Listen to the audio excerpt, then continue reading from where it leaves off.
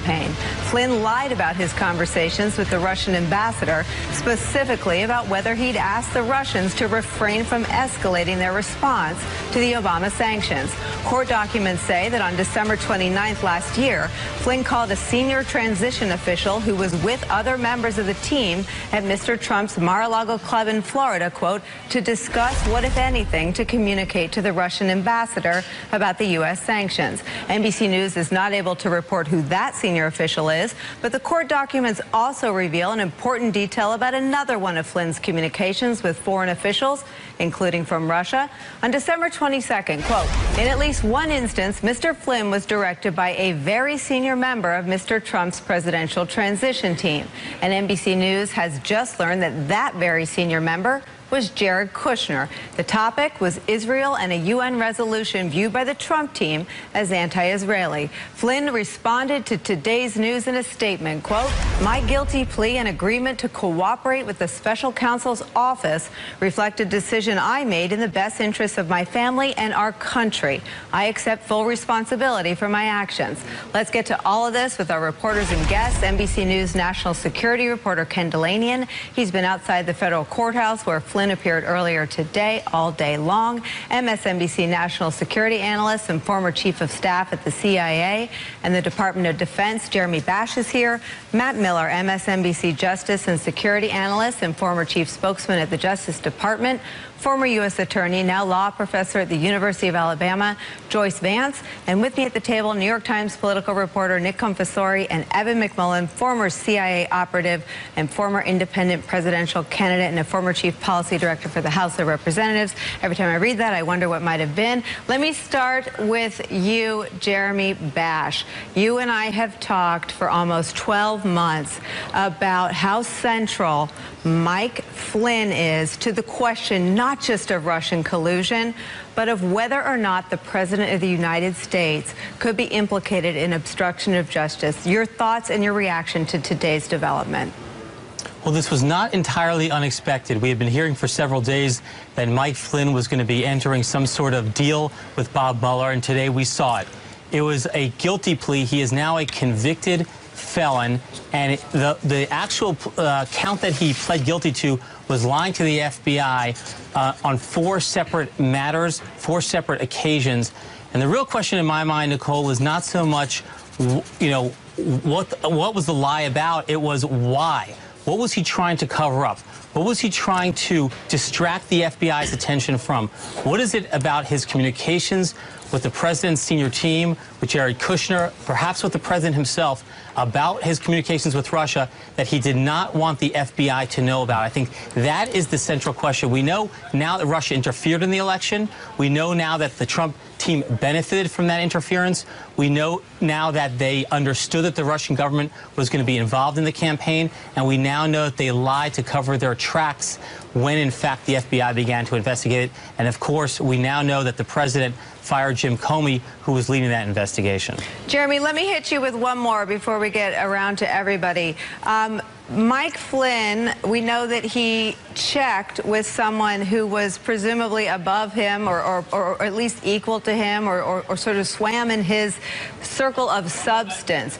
How important is it to the sort of legal and political futures of these men, Jared Kushner, the vice president, the president, the sitting attorney general?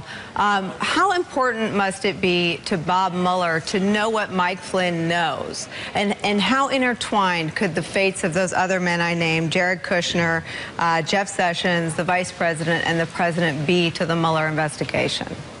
Yeah, I think the president and his senior team are feeling the heat today because, of course, in pleading guilty to this single count, Flynn avoided jail time for himself potentially. We don't know that yet. And he potentially avoided criminal exposure for his own son. But what is he giving the government in return? He's giving full cooperation. And he's going to testify to Mueller's investigators that not only was he acting alone, because he wasn't acting alone, he was acting in full coordination in concert with the president and his senior team. And so his testimony will implicate the president and his senior team. And it really shows that Bob Mueller's investigation is closing around not just people who were involved with the campaign, campaign not just people who formerly served in government, but potentially people who currently are serving in government. Ken Delanian, live with me in this time capsule for a little bit that was the 24-day period that Mike Flynn was the National Security Advisor. Obviously, what he pled guilty to was a crime he committed before that period. But is it possible that anyone on the White House staff, maybe the White House counsel, was aware that federal investigators believed he had lied to them in that transition period and let him assume the job as National Security Director anyway? Well, no, don't forget the FBI interview occurred in the White House while he was the National Security Advisor, Nicole, and they absolutely did know because Sally Yates told them. So, you know, Mike Pence says he didn't know, but now we know from these documents that other officials were coordinating these conversations with Kislyak, which did take place during the transition before they took office, and were coordinating the debate over the UN resolution. So, yes, absolutely, this explodes the idea that no one in the White House knew and that he misled everyone. Yeah, and so that's the open question. Right. I misspoke. I meant the conversations with Kislyak that took place during the transition. That was when that was when his acts took place that he then lied about when pressed and presented with questions about those calls. So I want to stay here for a minute with you because we don't talk very much about Jeff Sessions and Don McGahn and the vice president as being people that could be implicated, not in necessarily Russian collusion, but in perhaps obstruction or in this case, simply knowledge of what Flynn had done could now come into question. Where will the ladder, I keep hearing from prosecutors that this is a process of going up the ladder. What does the next rung on that ladder look like? Well, look, in terms of that issue of who knew what, it's always been an open question to me because it was never clear, did Flynn explicitly lie to the FBI? Because Sally Yates clearly went and told Don McGahn there's a problem with Flynn's story. But now we know that she essentially said he lied to the FBI. Remember, when she testified, she was unwilling to talk about what he told the FBI. So now we know that she put Don McGahn, Jeff Sessions, the White House on notice that Flynn had lied to the FBI, and they did not fire him for 18 days until the story leaked to the news media, and then the story was he was fired because he lied to Vice President Pence, not because he lied to the FBI. So that puts a whole host of people on notice. And then, of course, the other element of this is, you know, we've now reported that Jared Kushner was the very senior official who asked Flynn to get involved in the UN resolution and talk to the Russians about that. And so, obviously, Jared Kushner is very much implicated in that part of the story, Nicole.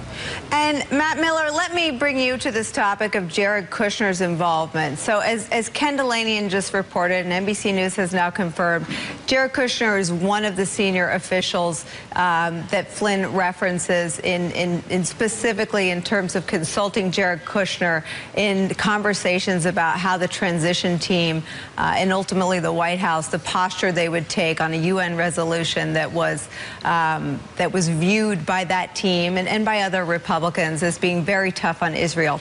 Can you speak to what sort of exposure? I mean, it's not a crime for a transition office to have a position on a UN resolution per se, but I imagine lying to investigators when asked about it is where they're all going to be implicated.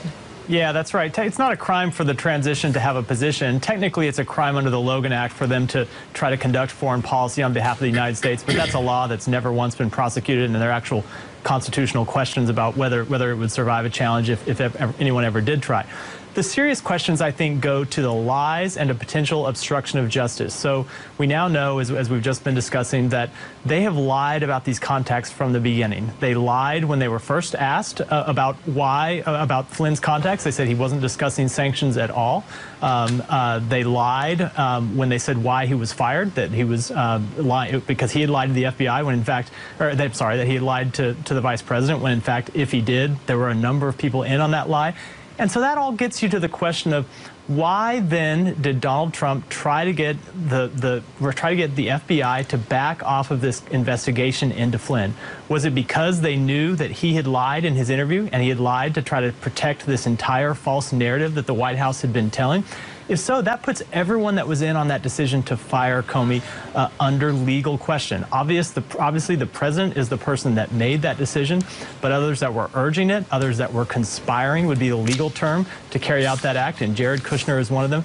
They could all come under scrutiny for potential obstruction of justice, and I think that's exactly what Bob Mueller is looking at right now.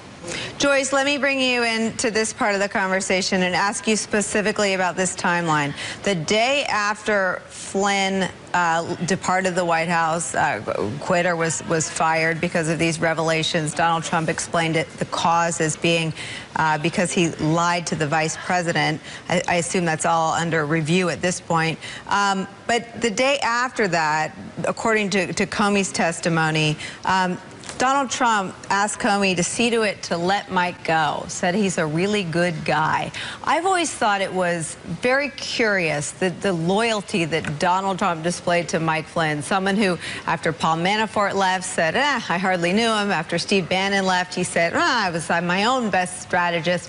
You know, the sons were left behind in New York to run the... I mean, he's loyal to no one, but Mike Flynn, he had multiple meetings with Jim Comey, wanted to have Comey's help in letting Flynn go, and when he didn't acquiesce, Comey was ultimately fired. What do you think is at the heart of an investigation into that relationship between Mike Flynn and the president? So it's obviously not possible to know for certain based on the documents we have in front of us. But we now have a lot of information that leads us in the direction of why Mike Flynn would have told these lies in the first place. You know, you don't just tell lies for fun. You tell lies because you're trying to cover up something that you think is even worse than the risk of lying to the FBI. And so this incredible loyalty and this effort to convert Jim Comey to protecting Mike Flynn seems to indicate that the lies that are behind Flynn's false statements are so bad, implicating Flynn and perhaps implicating others all the way into the Oval Office would be significant enough that the president would stick by his side in the way that we saw him do. So, Jeremy, let me come back to that with, let me put up the president's tweet on December 30th. This is all in the same time period. And the president praised Vladimir Putin. He said, great move on delay by V. Putin. I always knew he was very smart. That was Donald Trump. And we know he sort of exists in his own feedback loop. So that was Donald Trump in his own sort of Trumpian tell, taking what I thought was a little bit of credit at the time for improving U.S.-Russian relations. But can you talk on a more substantive level and from a legal perspective and perhaps the course of this investigation into how that tweet by the president, this revelation that Mike Flynn was talking to Sergei Kislyak and then lied about said conversations with Sergei Kislyak about sanctions. Can you put the picture together with the president's tweet and the president's public statements included in what you see? Yeah, it's clear now, Nicole, that when the Russians interfered in the election and the Obama administration sanctioned them for it, what Mike Flynn did is he got on the phone with Ambassador Kislyak and he said, hey, hang in there. A couple days from now, we'll be in office, and you don't have to react to the sanctions. Basically, we're gonna watch your back. In the quid pro quo, this was the pro quo. This was the thing that the incoming Trump team was giving the Russians in exchange for their support during the election. And it's clear that the President Trump, then the President-elect Trump, knew that the Russian government had supported him during the election. That was stated in an email explicitly to Don Jr. It's clear that Jared Kushner knew about that. He was in the meeting with Don Jr., and now was payback time. Now the Russians were coming to the newly elected team, and they were saying, help us out as soon as you get into office. Flynn told them that secretly. He was caught on a wiretap saying that. And that's what he lied to the FBI about. And now he is a convicted felon because he tried to cover that up. Jeremy, let's watch the president trying to answer this question. And I want to ask you on the other side if this holds up at all. Let's watch. Did you direct Mike Flynn to discuss sanctions with the Russian ambassador prior to your inauguration? No, I didn't. And would you have fired him if the information hadn't leaked out? No, I fired him because of what he said to Mike Pence. Very simple. Mike was doing his job. He was calling countries and his counterparts. So it certainly would have been okay with me if he did it. I would have directed him to do it if I thought he wasn't doing it. I didn't direct him, but I would have directed him because that's his job. And it came out that way. And in all fairness, I watched Dr. Charles Krauthammer the other night say he was doing his job. And I agreed with him. And since then, I've watched many other people say that. No, I didn't direct him, but I would have directed him if he didn't do it. Okay, Jim? So, Jeremy Bosch, it's a bit of a word salad there to endure, but Donald Trump's favorite thing to say is to talk about fake news. Donald Trump put out a lot of fake news himself. Everything that came out of his mouth there really doesn't hold up in light of what we just heard. Mike Flynn wasn't fired for doing his job. Mike Flynn isn't a convicted felon, as you just said, because he did his job. He's convicted of the felony of perjury, of lying to federal investigators. Can you address the president's comments in the context of today's news? Yeah, the president wasn't telling the truth there. And how do we know that? Because we now see from the statement of the offense that Mike Flynn was not freelancing. He had close coordination with the presidential transition team at Mar-a-Lago, the people surrounding the president-elect. So the president-elect definitely knew that Mike Flynn was talking to the Russians. And again, it's possible that a discussion with the foreign leader is not inappropriate. In fact, it may be appropriate. So there's something clearly inappropriate about it that would cause Mike Flynn to then lie about it. And I think it's apparent from all the other information we know about this case that the inappropriate aspect was the fact that this was part of the quid pro quo. The Russians helped in the election, and now the Trump transition team was giving the payback back to the Russians. And again, the other aspect that's so unbelievable about the president's answer to Kristen Welker there is that, you know, basically he said, I fired him because he lied to the vice president. It means that he, the president, knew that Flynn had done this, and yet after Sally Yates' warning, he kept him in the job. And he didn't fire him because he lied to Mike Pence. He fired him because the Washington Post found out about it. I want to add to the conversation New York Times Washington correspondent and MSNBC national security contributor Michael Schmidt. And then I want to open it up to my table. But first to you, Michael Schmidt. Let me just, again, there's a lot of going back in time today because Flynn has now been gone longer than he was ever in the White House. But Mike Flynn was someone I was reminded this morning who Chris Christie lost his job as the transition director over his opposition to Mike Flynn. And I was reminded that Chris Christie and his transition team had put together binders for leadership and some of the senior posts, the Senate confirmation posts directly under them for all the national security agencies. And he didn't put Mike Flynn's name on any of those lists. I've pressed him on this show and in private about whether he knew anything about him, whether he knew about his crooked business dealings or about not registering as a foreign agent. He says no. But I wonder if it's possible, and I wonder if your paper and your incredible unit is investigating who knew what about Flynn in that period from Election Day to when he was installed as the national security advisor in the White House. Because I've heard a list of names today of people who are sweating this out that don't come up a lot. People like Don McGahn, Jeff Sessions, in addition to the obvious suspects, people like Jared Kushner, Steve Bannon, and the vice president.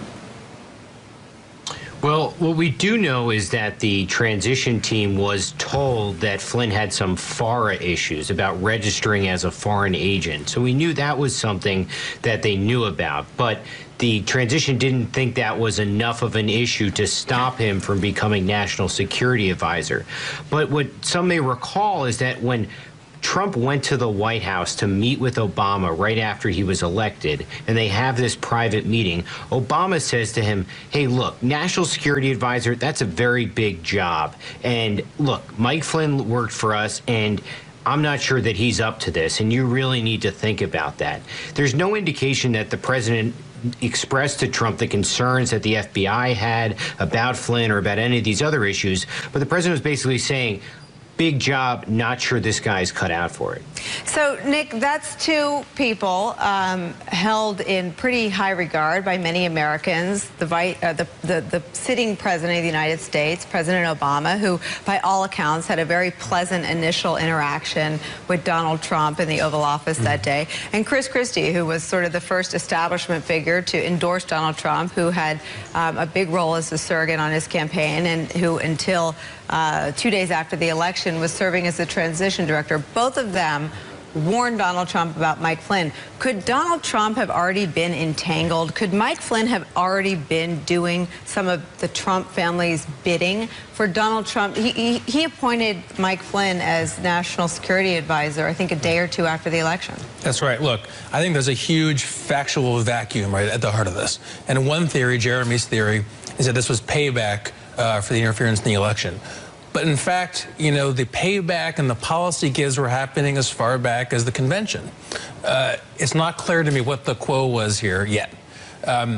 We know about all kinds of financial dealings that the Trump family have with folks in Russia, with Russian interests. To me, the real question here is what accounted for the bending over backwards nature of this relation?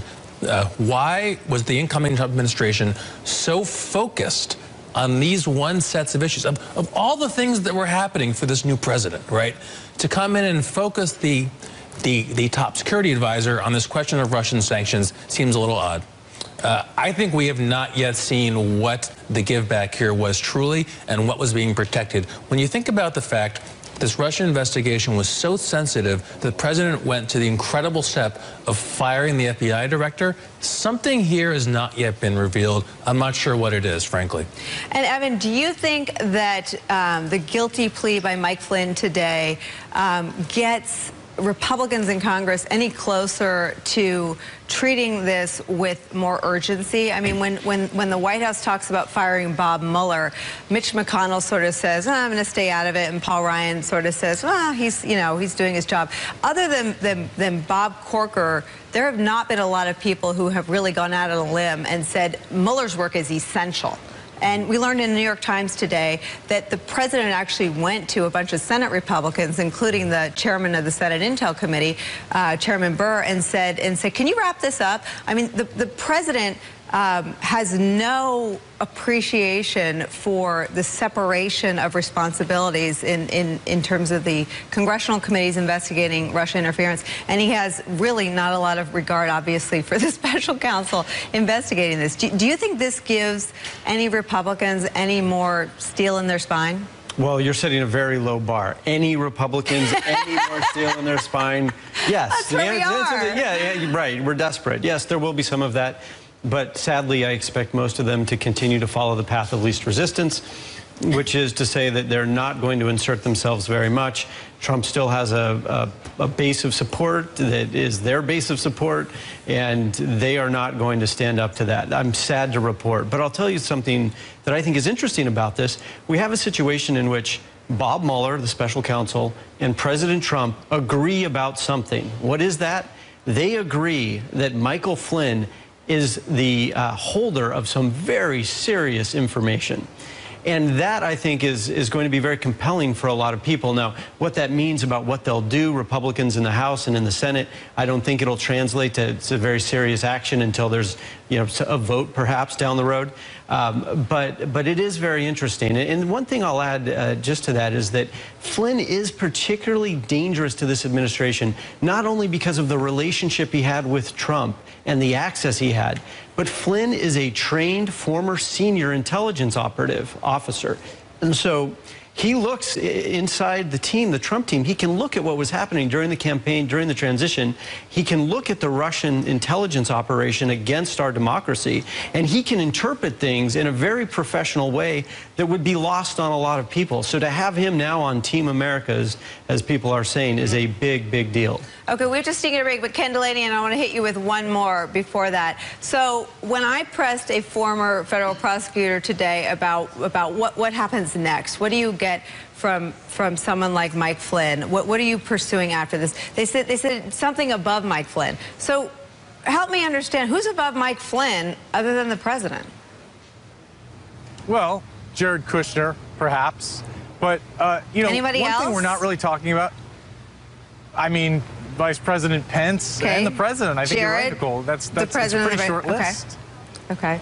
But the central question of this Mueller investigation is, can he prove that the Russians colluded with the Trump campaign over their interference campaign in the election? And, these documents that we saw today in this plea doesn't shed any light on that. But now Mike Flynn, who's in every meeting, as Evan just said, and who knows all the secrets of the Trump campaign and the first 3 weeks of the Trump administration. Now he is under an obligation to tell Mueller everything he may know about any of that collusion, if it existed. And so you can't ask for a better witness if you're Robert Mueller than a guy like Mike Flynn. And Joyce, let me follow up one more with you just on that string of this conversation. I am also told by a prosecutor that this indictment was stunningly brief and that it included as little information as possible so that other people who are targets of the investigation don't know what Mike Flynn has already shared with them. Could that be the case?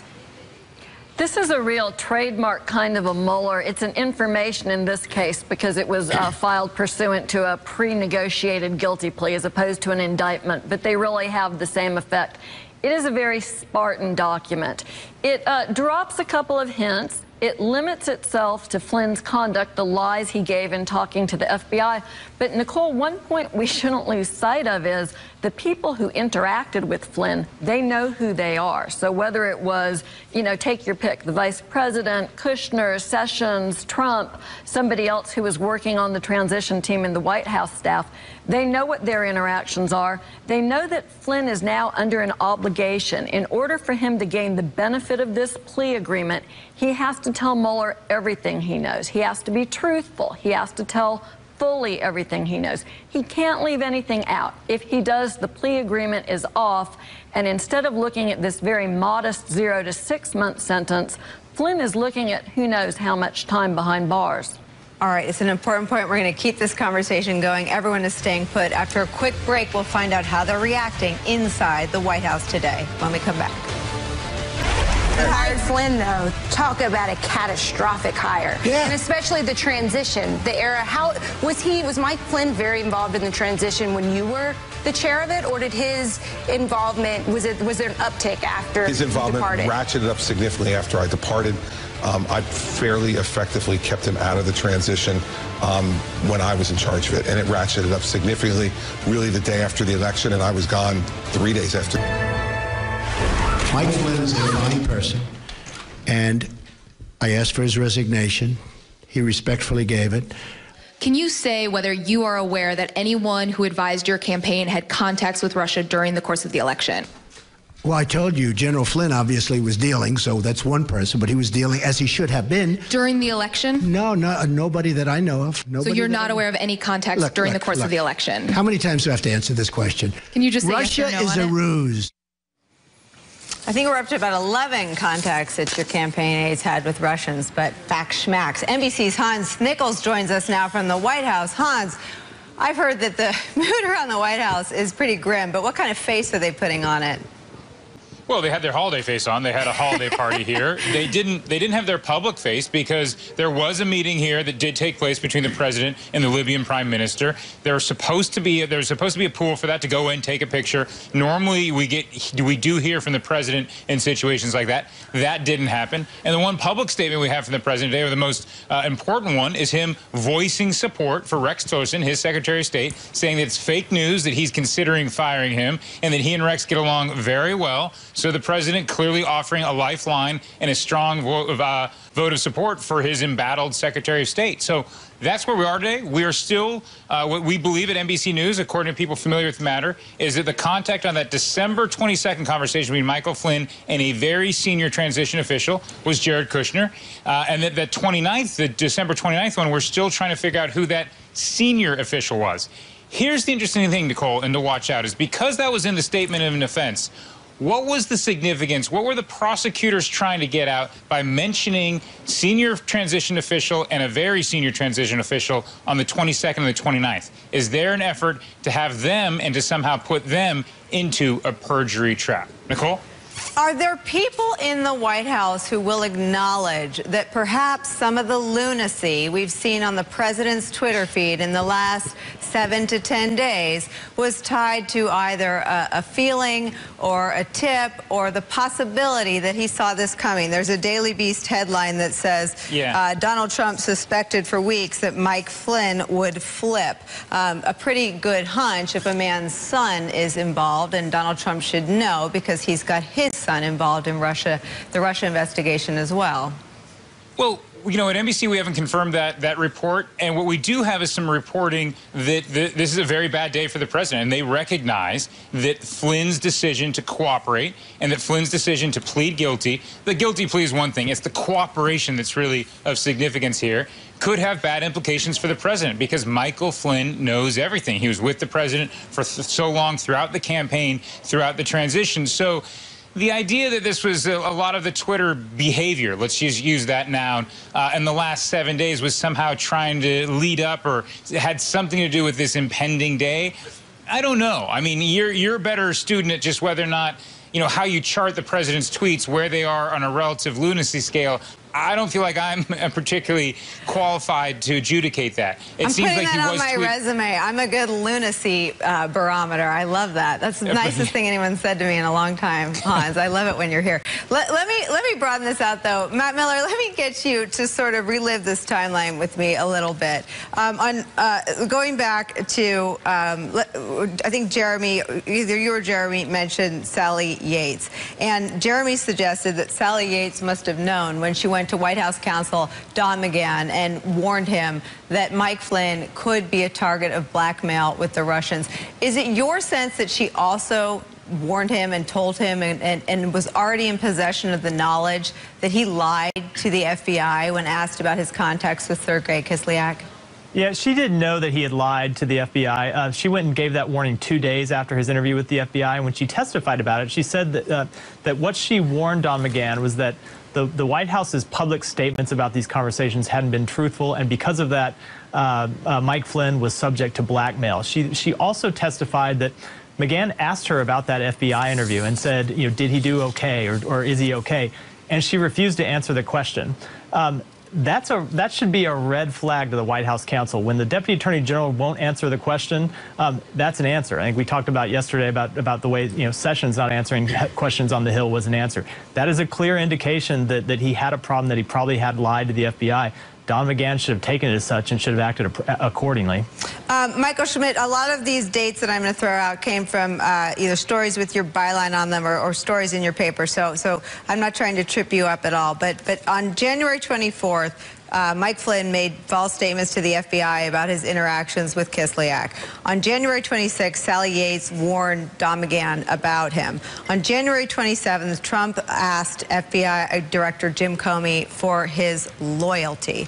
On January 30th, Trump fired Yates for not defending the travel ban. That was the reason they gave. However, it was 4 days after she warned the White House about Flynn. Seems like a short amount of time to get worked up about the travel ban.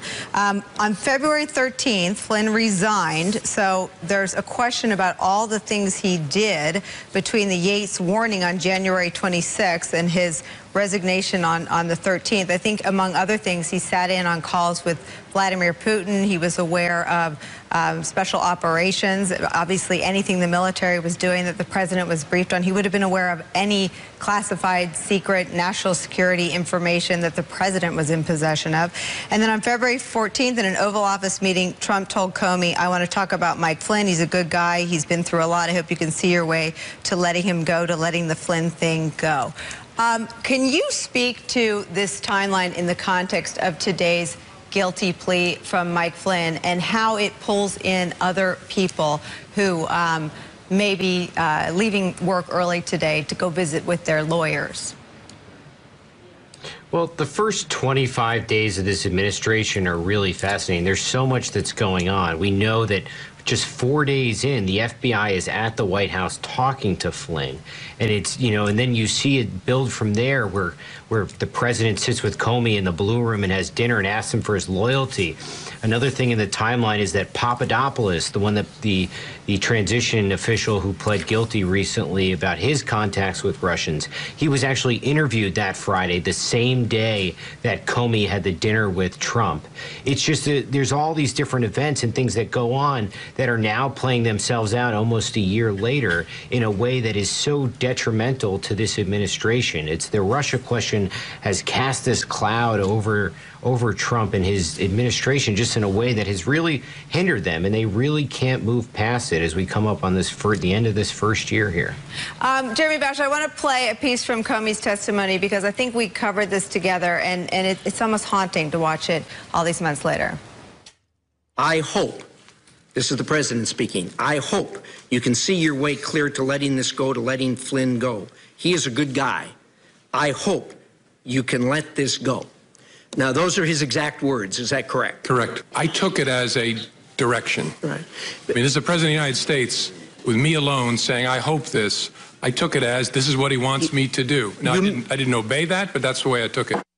Jeremy Bash, does that testimony, do we have more information about what Comey knew when he testified? I remember there were a bunch of instances that day where he asked to go into closed session, and I always wondered if he was saying, listen, you don't have the whole set of facts on Flynn. We knew for many months that he had lied to the FBI. Does Comey's role here, do the facts get better for Comey or worse for Comey, or do Trump and Comey simply continue on their divergent paths?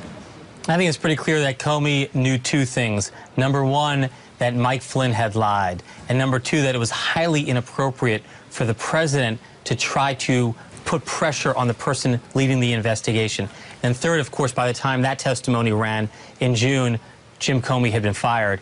And just to add a couple of things to the timeline that you referenced earlier in your conversation with Matt and Michael and others, on May 8th, that's when Sally Yates testified about the potential blackmail, about the potential that Mike Flynn could have been blackmailed. The very next day is when the president fired Jim Comey. I think what happened in the White House was the president said, oh my God, Sally Yates is onto us. She warned us. She called out the fact that we knew that Flynn had lied to the FBI. We were okay with it. We got busted by it.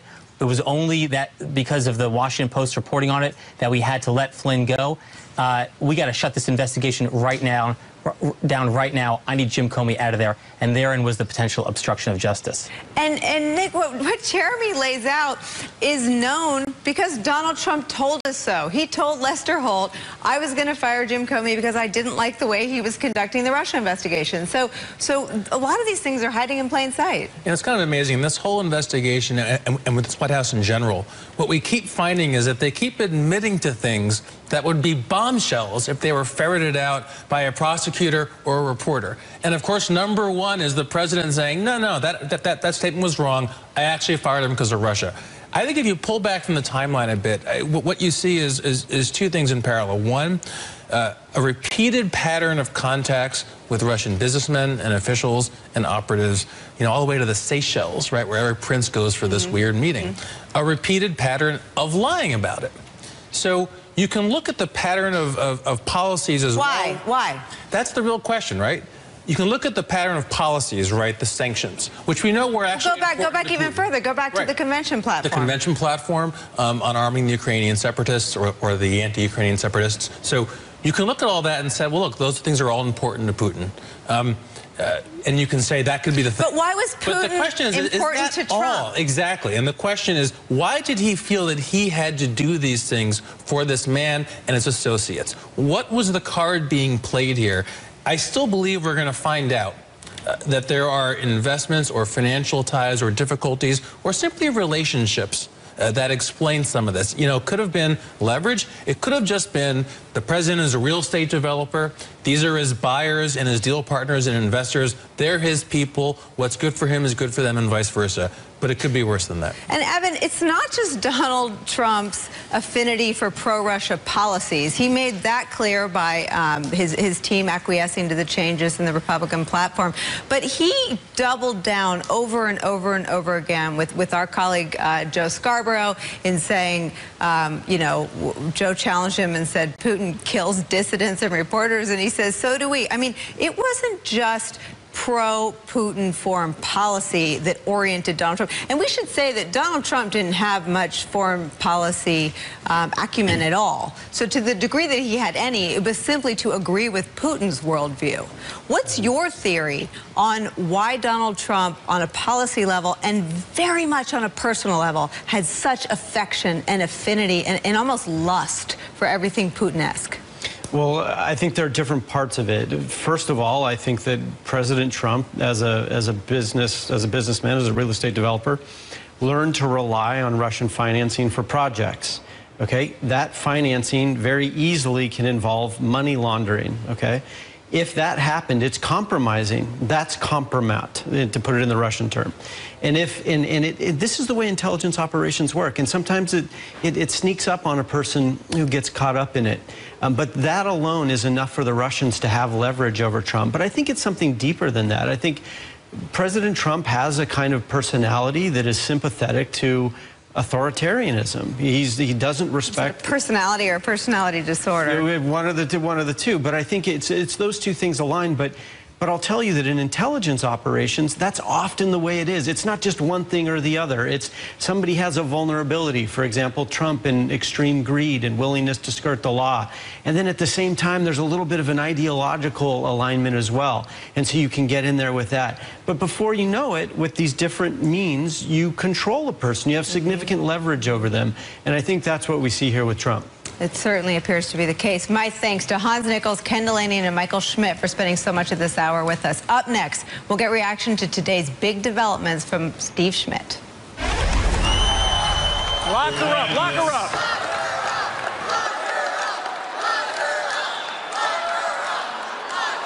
You guys are good. Damn right. You're exactly right. There's nothing wrong with that.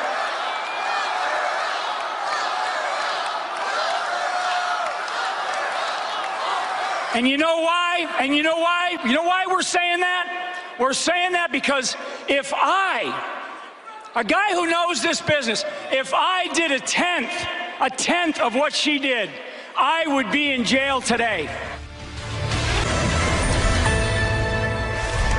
Let me be very clear. I did not collude with Russia, nor do I know of anyone else in the campaign who did so. I had no improper contacts. I have not relied on Russian funds for my businesses. And I have been fully transparent in providing all requested information. Donald Trump had a better message and ran a smarter campaign, and that is why he won. Suggesting otherwise ridicules those who voted for him. Jeremy Bash, when I listen to that again, I hear all the things he didn't say. He denies collusion and he denies inappropriate contact. At no point does he deny contact with Russians. Yeah, and just let's think about this now in light of this morning's development. When Jared Kushner made that statement, he knew that he and others at the presidential transition team at Mar-a-Lago in December of 2016 had conferred with Mike Flynn and, in fact, directed him to have contacts with Ambassador Kislyak, and that when the FBI questioned Mike Flynn about it, Mike Flynn lied about it, and that the White House was informed about this from the Justice Department. And, of course, Jared Kushner and the president all knew all these things. And then, of course, they had to fire Mike Flynn as a result of it. So, you know, when people say, well, we had no improper contacts with the Russians and they know all those facts, it really makes us question whether or not they're giving us the entire story. And, Joyce, let me ask you, we know the president knows where the pardon button is because he used it for Sheriff Joe Arpaio. What do you make of sort of, I've heard two schools of thought. One, that the president could still, he could pardon Flynn, he could pardon Flynn's son, he could pardon Jared if he ends up in trouble. Others say that this has gone too far, this is too far along, that he could create a constitutional crisis if he starts pardoning people in the midst of the Mueller probe. Right. I think those are the two sides of the coin that we see on the pardon issue. Can he issue pardons? He absolutely can. He has the power to pardon anyone except for himself in the context of an impeachment proceeding. Would he precipitate a constitutional crisis at this point if he started to give pardons? You know, this isn't a typical presidential pardon where you issue pardons in unique circumstances in the interests of justice and fairness. These would be pardons designed to give a free pass to someone who might be able to implicate Trump himself. That's a very different kind of pardon. And in that context, I have to believe that Congress would view this as a constitutional crisis, and the pardon might be the first step towards impeachment or some other step designed to fix what's wrong in the White House. Perfect time to bring in our friend, Republican strategist and MSNBC contributor Steve Schmidt. Steve Schmidt, do you have any confidence that even if Mueller's investigation takes the question of obstruction of justice, of firing Comey to halt an investigation that was going to get all the way into the center of his West Wing and all the way into the center of his family, do you have any confidence that if Donald Trump started pardoning everybody, if he fired Mueller, do you really think that the Republican-led Congress would impeach Donald Trump or convict Donald Trump? I don't believe they would, Nicole, but it would precipitate a constitutional crisis, and it would cross the line where impeachment would be the only practical remedy to the president's assault on the Constitution. And then what I think would happen is the 2018 election would become a referendum on that question. And I think every Democrat in the country running for office would have to make clear their position on it. And I think that when you look at the electorate, you would see the formation of a broad coalition who stands in opposition to this president's assault on the Constitution, if that were to be the case. Steve, I've seen folks like former Congressman David Jolly, folks like yourself, Mark Salter, our former colleague from the McCain campaign, say that basically a Democrat-controlled Congress is the only option for any sort of check on Donald Trump, and that it should make any differences in policy, economic or social, moot. That if you don't support some check on this White House, you don't support democracy. Look, at the end of the day, I think those are the dynamics that the country's facing in 2018. The question isn't about domestic policy. The question is fundamentally about the Constitution of the United States, this president's increasingly erratic behavior, the complicity of a Republican Congress, the absolute unwillingness, with a few exceptions, for Republicans to state out loud what so many of them believe privately, that he's manifestly unfit, that he's attacking institutions from the press to the judiciary, that he's interfering in investigations. We now know for sure that he brazenly lied to the American people on the question of Russia, as Christine Welker's question points out. What we know for sure is that we live in a time now of present danger to our institutions, to our Republican order.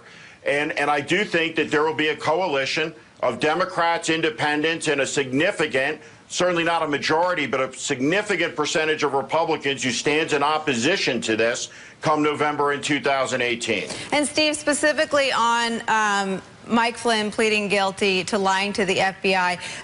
The document's also making clear that they've got him on other things, such as lying about his business on behalf of Turkish officials. We've talked this week, I believe, about the sort of tragic fall from grace of this a veteran of combat and 33-year career in the military. But can you talk specifically about the body of work, Mike Flynn's body of work on the Trump campaign, and why he would be so valuable to Bob Mueller that he would only charge him with a fraction of what people believe Bob Mueller knows about him? We don't know yet, but the way this works, the pyramid gets narrower the higher you go. So it's not about turning state's evidence to get Hope Hicks. There's only a couple people higher on that pyramid than Mike Flynn, who was indispensable in this campaign. And he made him the national security advisor, despite President Obama saying don't do it, despite Sally Yates saying he's compromised, despite Governor Christie saying I have a bad feeling about him. He has brought dishonor and discredit to this administration. This is a compromised national security advisor who lied to the FBI about his contacts with the Russian ambassador in the middle of an investigation about whether the Trump campaign colluded with the Russians. It's impossible to overstate what a big deal this is, how important it is. And once again today, this moves closer to the Oval Office, and we see the unraveling of all the lies, the president's lies, the vice president's lies, the attorney general's lies, and we see an administration that has a nonstop proclivity to lying. Now we're seeing the criminal consequences of it. We sure are. We have to sneak in one more break. Don't go anywhere. We'll be right back.